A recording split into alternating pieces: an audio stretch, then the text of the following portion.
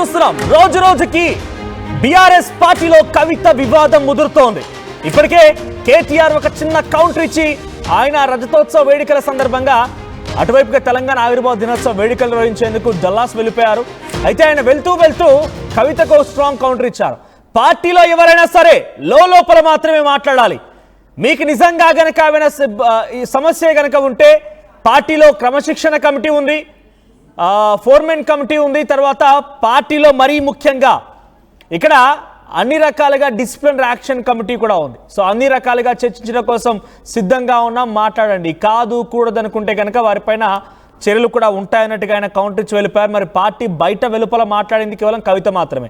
మరి కవితకే ఆ కౌంటర్ దక్కుతోంది. ఇప్పుడు తాజాగా అదే కోవలోకి హరీష్ రావు కూడా వెళ్ళారు. హరీష్ రావు కూడా చాలా క్లియర్గా కవితను ఉద్దేశించి, హరీష్ రావు అనగానే బేసిక్గా కేసీఆర్ మాటని తూచా తప్పకుండా పాటించే వ్యక్తిగా ఆయనకైతే పేరుంది. అయితే కేసీఆర్ నోటి వెంట వచ్చేటువంటి మాట హరీష్ రావు ఇప్పుడు చెప్పాడన్నట్టుగా కూడా చాలా మంది ఆశ్చర్యం వ్యక్తం చేస్తున్నారు, ఆందోళన కూడా వ్యక్తం చేస్తున్నారు.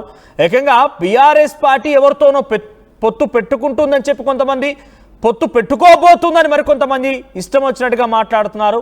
వారందరికీ ఒకటే సమాధానం చెప్తున్నా, మరోసారి ఎన్నికల్లోకి ఒంటరిగానే వెళ్తాం, 100కు పైగా సీట్లని మేము కొల్లగొడతామని చెప్పి 100కు పైగా సీట్లను మేము కొల్లగొడతామని చెప్పి చాలా క్లియర్గా హరీష్ రావు చెప్పుకొచ్చారు. ఒకసారి ఈ రోజు అటువంటి తెలంగాణ ఆవిర్భావ దినోత్సవ వేడుకల సందర్భంగా హరీష్ రావు మాట్లాడిన మాటలు విందాం.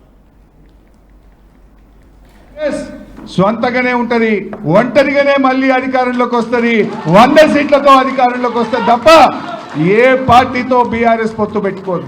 ఎవడో పెట్టుకుంటామన్నట్టు ఇంకోడెవడో పెట్టుకుంటారన్నట్టు మాట్లాడుతుండ్రు. ఎవరితో పొత్తు పెట్టుకోము. బీఆర్ఎస్ కేసీఆర్ నాయకత్వంలో మళ్ళీ అధికారంలోకి వచ్చేది ఖాయం. బీఆర్ఎస్ స్వంతగానే ఉంటది, ఒంటరిగానే మళ్ళీ అధికారంలోకి వస్తుంది, 100 సీట్లతో అధికారంలోకి వస్తుంది తప్ప ఏ పార్టీతో బీఆర్ఎస్ పొత్తు పెట్టుకోదు. ఎవడో పెట్టుకుంటామన్నట్టు ఇంకోడెవడో పెట్టుకుంటారన్నట్టు మాట్లాడుతుండ్రు. ఎవరితో పొత్తు పెట్టుకోము. బీఆర్ఎస్ కేసీఆర్ నాయకత్వంలో మళ్ళీ అధికారంలోకి వచ్చేది ఖాయం. ఇక్కడ పొత్తు పెట్టుకోబోతున్నారు అని చెప్పింది కూడా కవితనే, పొత్తు పెట్టుకోవడానికి చర్చలు జరిగినాయని చెప్పింది కూడా కవితనే. ఎందుకంటే తన లేఖలో రాసుకొచ్చిన విషయాలు కానివ్వండి, బహిరంగంగా చెప్పిన విషయాలన్నీ కూడా ఒక రకంగా బీజేపీ గురించే కదా. మరి ఇప్పుడు ఆ కౌంటర్ ఎవరికి వర్తిస్తుంది? డెఫినెట్గా కవితకే వర్తిస్తున్నది ఒక చర్చ. తెలంగాణ రాష్ట్ర సమితి, బీఆర్ఎస్ భారత రాష్ట్ర సమితి వేదికగా తెలంగాణ భవన్ నుంచి హరీష్ రావు డైరెక్ట్గా కవితకు వార్నింగ్ ఇచ్చారు. అంటే ఒక రకంగా వీళ్ళంతా కూడా కలగలిపి మాట్లాడుతున్నారు. అంటే get out from my BRS అన్నట్టుగా కవితకు వార్నింగ్ ఇచ్చినట్టుగానే ఉంది. ఎస్, మా ప్రతినిధి మధు అందుబాటులో ఉన్నారు. మధు దగ్గరికి వెళ్దాం. ఎస్ మధు, ఏంటి నిజంగానే గెట్ అవుట్ ఫ్రమ్ బీఆర్ఎస్ అన్న రకంగానే వీళ్ళ వ్యాఖ్యలు కనబడుతున్నాయి. ఒకరెవరో పొత్తు పెట్టుకోబోతున్నారు అన్నట్టుగా, పొత్తు పెట్టుకున్నారన్నట్టుగా మాట్లాడుతున్నారు. వాళ్ళకి వచ్చేసారి ఒంటరిగానే పోటీ చేస్తాం, 100 సీట్లు గెలుస్తామని హరీష్ రావు కామెంట్ కానివ్వండి. మొన్న మధ్య కేటీఆర్ మీడియా సమావేశంలో కూడా ఎవరు బయట మాట్లాడకండి, అందరికీ ఒకే రకమైనటువంటి నీతి వర్తిస్తుంది, అందరికీ ఒకే కండిషన్ అని చెప్పి ఆయన మాట్లాడడం కానివ్వండి. ఇది రెండు కూడా కవిత కౌంటర్గానే ఉన్నాయి. సో కవితకి కౌంటర్గా బీఆర్ఎస్ పార్టీ నాయకులు మాట్లాడుతున్న మాటలు ఎలా అర్థం చేసుకోవాలి? ఎగ్జాక్ట్లీ, కవిత లేఖ బయటికి రావడము, కవిత ఎయిర్పోర్ట్లో మాట్లాడడం, తర్వాత చిట్చాట్లో మాట్లాడడం, తర్వాత ఆదిలాబాద్లో మాట్లాడడం, తర్వాత జాగృతి పార్టీ ఆఫీస్లో కవిత మాట్లాడడం, వీటన్నిటికీ సంబంధించి రోజు రోజుకి వివాదం పెద్దదవుతూ ఉంది. కవిత ఇష్యూ చర్చకు వస్తూ ఉంది. బీఆర్ఎస్ పార్టీ నాయకులు ఎవరు రెస్పాండ్ కాలేనటువంటి సిచ్యువేషన్ ఏర్పడింది. ఎమ్మెల్యేలు, మాజీ ఎమ్మెల్యేలు, మంత్రులు, మాజీ మంత్రులు, మాజీ ఎంపీలు ఎవరు కూడా దీనిపైన మాట్లాడలేనటువంటి ఒక సంక్లిష్ట పరిస్థితి ప్రస్తుతం బీఆర్ఎస్లో నెలకొని ఉండడంతో ఈరోజు జూన్ 2 తెలంగాణ ఆవిర్భావ దినోత్సవం కావడంతో మాజీ మంత్రి ట్రబుల్ షూటర్ హరీష్ రావు దీనిపైన రెస్పాండ్ అయ్యారు. డైరెక్ట్గా ఎవరో పార్టీ మెర్జ్ అవుతుంది, పార్టీ పొత్తులో పెట్టుకుంటుంది, బీజేపీతో కలిసిపోతుంది అనేటువంటి మాటలన్నీ కూడా పూర్తి అబద్ధం, చేస్తున్న ప్రచారం అంతా కూడా తప్పు అంటూ స్టేట్మెంట్ చేశారు.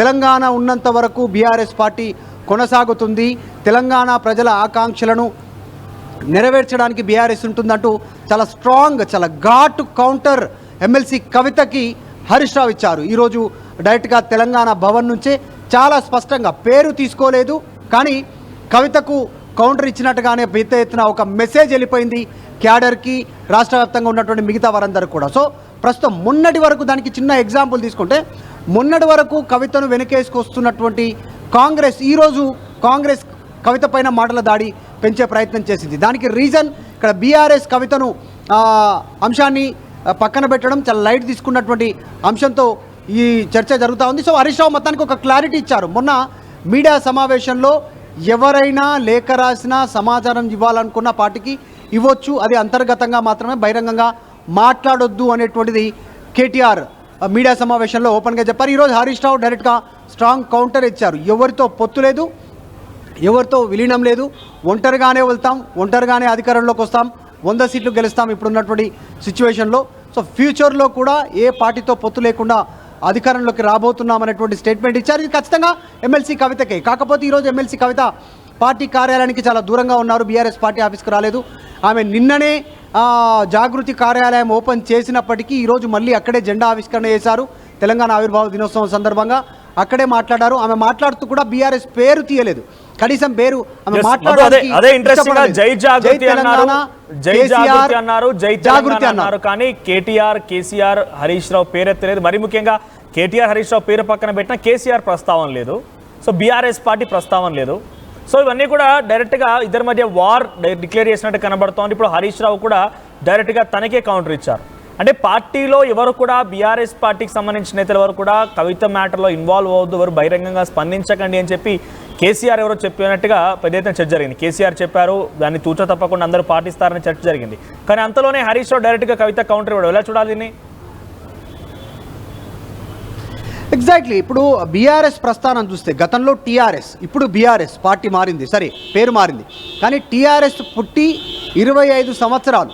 సో బీఆర్ఎస్గా అవతరించినప్పటికీ మొన్ననే రజతోత్సవం చేసుకున్నారు, అంటే 25 ఇయర్స్ కంప్లీట్ అయింది.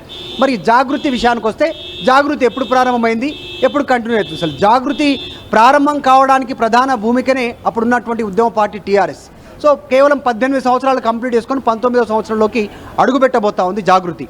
ఈ నేపథ్యంలో కేవలం జాగృతే ప్రధానం, జాగృతి వేదికగానే కార్యక్రమాలు చేస్తాననేటువంటిది కవిత స్టేట్మెంటు.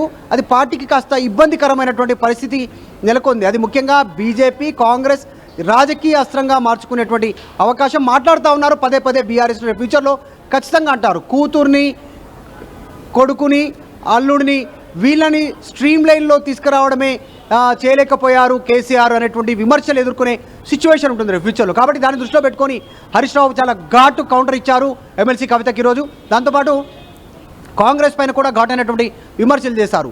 ఎందుకంటే బీజేపీతో విలీనం కానుంది, బీజేపీలో బీఆర్ఎస్ అనేటువంటి చర్చ కవితనే లేవనెత్తారు వాస్తవానికి చెప్పాలంటే. అంతకంటే ముందు పొత్తుంది, రహస్య పొత్తుందని మాత్రమే కాంగ్రెస్ నాయకులు మాట్లాడారు. విలీనం అంశం వాళ్ళు మాట్లాడలేదు. తర్వాత ఆర్టీవీ మాత్రమే దీన్ని తెరపైకి తెచ్చే ప్రయత్నం చేసింది. ఎందుకంటే కవిత జైల్లో ఉన్నప్పుడే విలీన ప్రక్రియ అంశం కవితకు చెప్పారు. అప్పుడున్నటువంటి హరీష్ రావు, కేటీఆర్ ఇద్దరు జైల్లో కలిసి, తిహార్ జైల్లో.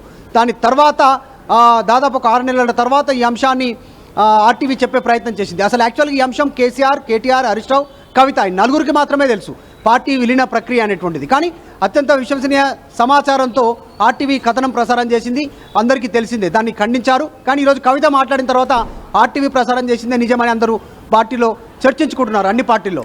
అది మధు ఇక్కడ ఒకసారి మనం బ్యాక్ వెళ్తే కనుక నిజంగా బీఆర్ఎస్ పార్టీయే కవితకి పొమ్మనలేక పొగబెట్టినట్టుగా తనకేం పదవులు ఇవ్వకుండా, ప్రియారిటీ ఇవ్వకుండా తను వెళ్ళిపోయే విధంగా చేసిందా? లేదనంటే కవితకే పార్టీలో ఎటువంటి ప్రాధాన్యత లేదు కాబట్టి తన వెళ్ళాలనుకుందా? అంటే ఏం జరుగుంటుంది? బహుశా రెండిట్లో ఫస్ట్ జరుగుంటుంది.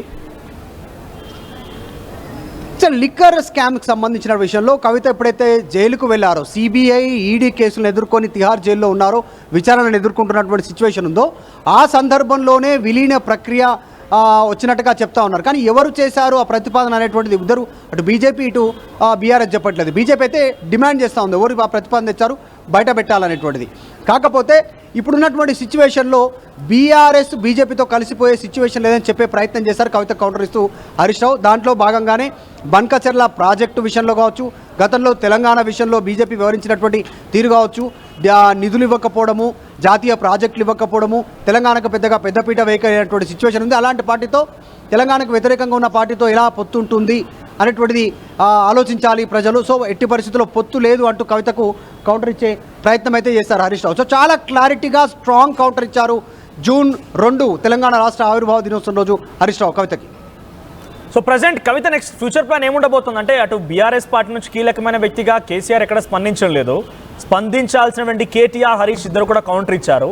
సో ప్రెసెంట్ కవిత యాక్షన్ ప్లాన్ ఏంటి? జాగృతితో ముందుకు వెళ్తుంది సరే, కానీ రాజకీయంగా రేపటి రోజున భవిష్యత్తులో ఎలక్షన్లు వచ్చినా ఏమొచ్చినా కూడా తను బహిరంగంగా పార్టీ పెడతానని చెప్పడం లేదు.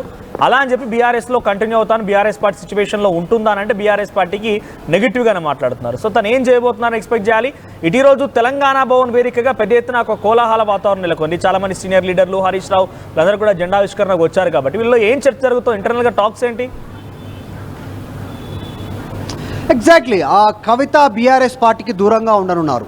తండ్రిని ఇంతవరకు కలవలేదు, తండ్రితో కూడా దూరమే ఉంది, ఇంకా అదే దూరం మెయింటైన్ అయ్యేటువంటి అవకాశం ఉంది.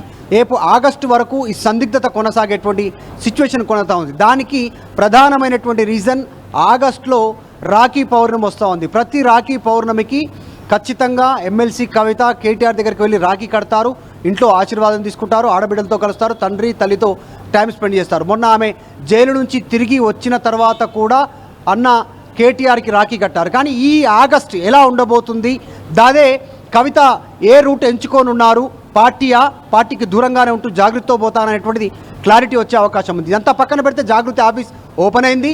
జాగృతి పేరిటనే కార్యక్రమాలు చేయడానికి పెద్ద ఎత్తున, అంటే బీఆర్ఎస్ ఎంత పెద్ద ఎత్తున కార్యక్రమాలు చేయబోతుందో ప్రభుత్వానికి వ్యతిరేకంగా, కాంగ్రెస్ ప్రభుత్వానికి, అంతే పెద్ద ఎత్తున కార్యక్రమాలను చేయడానికి కవిత ముందుకు వెళ్ళేటువంటి అవకాశం ఉంది. రేపు 4వ తారీఖు రోజు కవిత ఇందిరా పార్క్ దగ్గర కమిషన్ నోటీసులు ఇచ్చినందుకు, కాళేశ్వరం కమిషన్ నోటీసులు కేసీఆర్ ఇచ్చినందుకు భారీ ధర్నా కార్యక్రమాన్ని చేపడతాం. సో దాడి పెంచే ప్రయత్నం చేయబోతున్నారు. ఒక పార్టీ చేయలేని కార్యక్రమాలు జాగృతి చేసి చూపిస్తుంది అంటూ ఆమె నేను చేయగలుగుతాను, ఏదైనా ఏ బాధ్యత ఇచ్చినా అనేటువంటి నిరూపించుకునే ప్రయత్నం కవిత చేయబోతున్నట్టుగా తెలుస్తూ ఉంది. ఆర్టీవీ దగ్గర ఉన్నటువంటి సమాచారం, విశ్వసనీయ సమాచారం ప్రకారం చాలా స్పష్టంగా ఇప్పటికీ 48 నియోజకవర్గాలు తిరిగింది కవిత. ఇంకా నెక్స్ట్ 119 నియోజకవర్గాల్లో కవిత సుడిగాలి పర్యటనలు చేరున్నారు. కానీ అక్కడెక్కడ కూడా బీఆర్ఎస్ పార్టీ కార్యాలయాలకు వెళ్ళరు, బీఆర్ఎస్ పార్టీ నాయకులను కలవరు. కేవలం జాగృతి పేరిట మొత్తం 119 నియోజకవర్గాల్లో కార్యాచరణ రూపొందించుకొని సుడిగాలి పర్యటన చేయడానికి కవిత సిద్ధమవుతా ఉంది. సో ఇవన్నిటినీ దృష్టిలో పెట్టుకొనే ఈరోజు హరీష్ రావు స్ట్రాంగ్ కౌంటర్ కవితకిచ్చే ప్రయత్నం చేశారు. కవిత చెబుతుందంతా అబద్ధం అని చెప్పే ప్రయత్నం ఈరోజు హరీష్ రావు చేశారు. రైట్ మరు. సో మొత్తం మీద బీఆర్ఎస్ పార్టీలో కవితకి ఇక సమయం ముగిసింది, త్వరలో తాను కొత్త పార్టీ పెట్టబోతున్నారనే చర్చ మొదటి నుంచి కనబడుతున్న నేపథ్యంలో మరింతగా దానికి బలం చేకూర్చే విధంగా కేటీఆర్ కామెంట్స్, హరీష్ రావు కామెంట్స్, కవిత కామెంట్స్ కనబడుతున్నాయి. ఏదేమైనా జాగృతిని బలపరిచేటువంటి క్రమంలో బీఆర్ఎస్ పార్టీని తను వీడిపోతున్నారనేటువంటి ఒక క్రమమే కనబడుతుంది. అటువంటి సిచ్యువేషన్ నెలకొంది. ఆల్రెడీ సింగరేణి జాగృతి ఏర్పాటు చేయడం కానివ్వండి, ఇలా అప్పటికే కమిటీలను ఏర్పాటు చేయడం అన్నీ కూడా చూస్తూ ఉంటే ఒక రకంగా తను బీఆర్ఎస్ పార్టీకి ఫుల్గా గుడ్ బై చెప్పే అవకాశం కనబడుతోంది. ఒకవైపు హరీష్ రావు కూడా మేము ఏ పార్టీతో పొత్తు పెట్టుకోవడం లేదు, పొత్తు పెట్టుకోం కూడా, కానీ కొంతమంది ఏదో పొత్తు పెట్టుకున్నట్లుగా, పెట్టుకోబోతున్నట్లుగా ఫ్యూచర్ని ప్రజెంట్ని అజంప్షన్ చేసి మాట్లాడుతున్నారు. ఇవన్నీ కూడా అవాస్తవాలు. ఒంటరిగానే పోటీ చేస్తాం, కేసీఆర్ నాయకత్వంలో మళ్ళీ 100 సీట్లు గెలుస్తాం, అధికారాన్ని చేపడతామని ధీమా హరీష్ రావు వ్యక్తపరుస్తున్నారు. నిజంగానే కనుక పార్టీ చీలిపోతే నెక్స్ట్ ఫ్యూచర్ పరిస్థితి ఏంటి, కొంత ఆందోళనకరంగానే ఉంది బీఆర్ఎస్ పార్టీ పరిస్థితి అయితే. సో ప్రజెంట్ మీ సపోర్ట్ ఎవరికి, కేసీఆర్, కేటీఆర్, కవితలో మీ సపోర్ట్ ఎవరికి కామెంట్ చేయండి. అట్ ది సేమ్ టైం కవితకు నిజంగానే ఒంటరిగా పార్టీని పెట్టి నడిపించగలే సత్తా ఉందా? ఒకవేళ మీరు బీఆర్ఎస్ పార్టీ కార్యకర్త అయితే మీరు ఎవరు వింటుంటారన్నది కామెంట్ చేయండి. ఒకసారి మళ్ళీ హరీష్ రావు ఏం చెప్పారో చూద్దాం. బీఆర్ఎస్ స్వంతగానే ఉంటుంది, ఒంటరిగానే మళ్ళీ అధికారంలోకి వస్తుంది, 100 సీట్లతో అధికారంలోకి వస్తుంది తప్ప ఏ పార్టీతో బీఆర్ఎస్ పొత్తు పెట్టుకోదు. ఎవడో పెట్టుకుంటామన్నట్టు, ఇంకోడెవడో పెట్టుకుంటారన్నట్టు మాట్లాడుతుండ్రు. ఎవరితో పొత్తు పెట్టుకోము. బీఆర్ఎస్ కేసీఆర్ నాయకత్వంలో మళ్ళీ అధికారంలోకి వచ్చేది ఖాయం. బీఆర్ఎస్ స్వంతగా నేడు విడుదలైన జేఈఈ అడ్వాన్స్ 2025 ఫలితాల్లో శ్రీ చైతన్య ప్రోగ్రామ్స్ దే all time record. All India first ర్యాంకుతో పాటు ఆల్ ఇండియా ఓపెన్ కేటగిరీలో 3, 5, 6, 11 ర్యాంకులు ఒక్క Shri చైతన్యవే.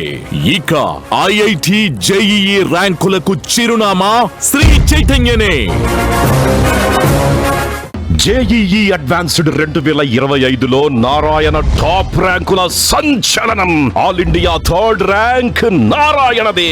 4th, 6th, 7th, 10th లాంటి టాప్ 10లో 5 ర్యాంకులతో వేరెవ్వరికి దక్కని విజయం నారాయణదే.